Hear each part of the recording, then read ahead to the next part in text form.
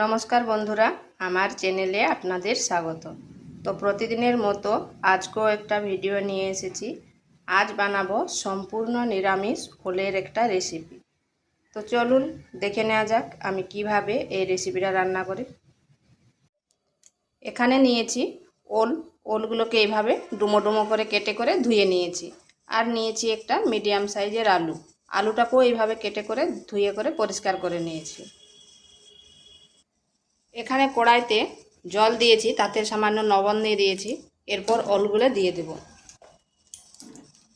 ওলগুলো একটু ভাপিয়ে নেব।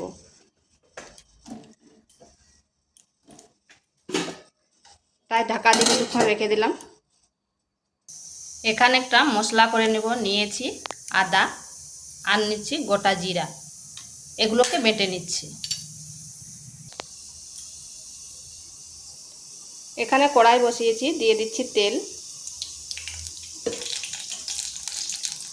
গোটা জিরা আর দিয়ে দিচ্ছি শুকনো লঙ্কা, দিয়ে দিচ্ছি কেটে রাখা আলুটা।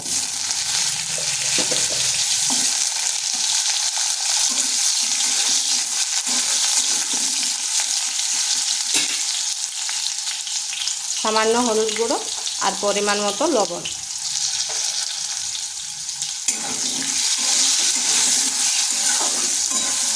এটাকে ঢাকা দিয়ে মিনিট 2-3 রেখে দিচ্ছি।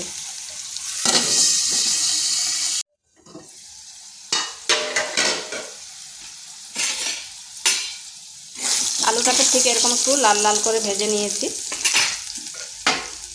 দিয়ে দিচ্ছি বেটে রাখা মশলাটা।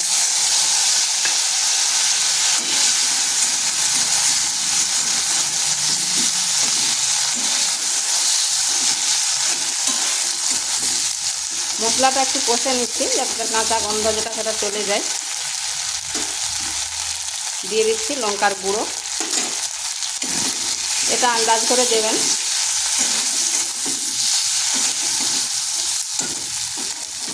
একটা টমেটো,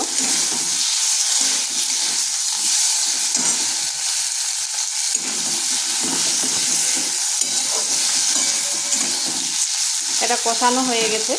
এরপর দিয়ে দিচ্ছি সেদ্ধ করা ওলটা।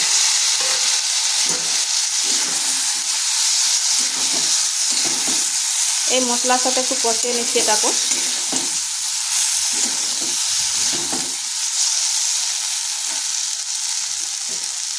দিয়ে দিচ্ছি পরিমাণ মতো জল খুব বেশি দেবো না, কারণ আলুটাও ভাজার সময় সেদ্ধ হয়ে গেছে আর ওলটাও সেদ্ধ হয়ে গেছে।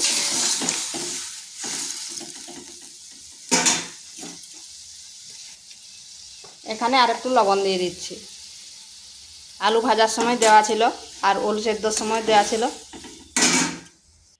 সেটা একটু আন্দাজ করে দেবেন। আর ঢাকা দিয়ে 3 থেকে 4 মিনিট রেখে দিচ্ছি।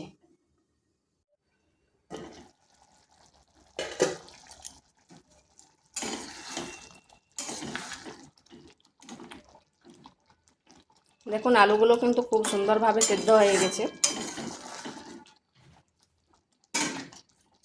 দিয়ে দিচ্ছি গরম মশলা।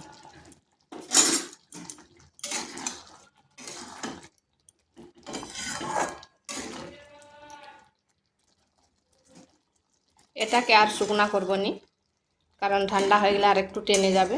তো এইভাবে একবার নিরামিষ ওলের রেসিপি করে দেখতে পারেন। ভাত বলুন বা রুটি, খেতে দারুণ লাগে। আর ভিডিওটা ভালো লাগলে লাইক, শেয়ার, কমেন্ট অবশ্যই করবেন। নিত্য নতুন রেসিপি পাওয়ার জন্য চ্যানেলটিকে সাবস্ক্রাইব করবেন। এটা হয়ে গেছে, নামিয়ে নিচ্ছি।